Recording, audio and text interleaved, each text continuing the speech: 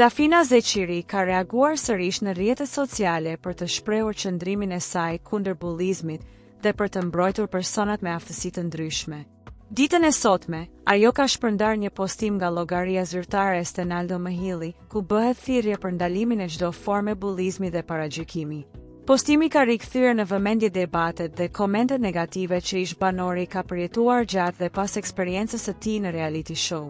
Në Insta Story, Dafina ka shtuar edhe një koment personal, ku ka kritikuar ashpërsjelljen e Robert Sterkaj ndaj Stenaldos.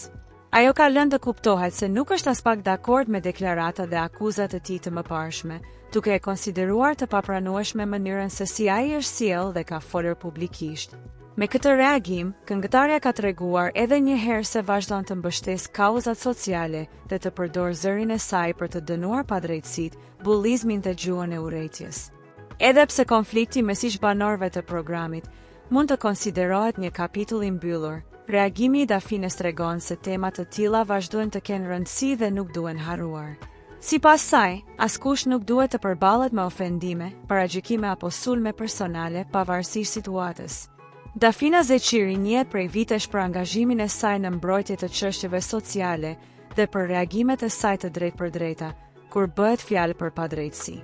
Rikthimi i kësaj teme sot është një tjetër mesazh i fortë se bullizmi mbetet i papranueshëm dhe se çdo person ka përgjegjësi të reagojë kundër tij.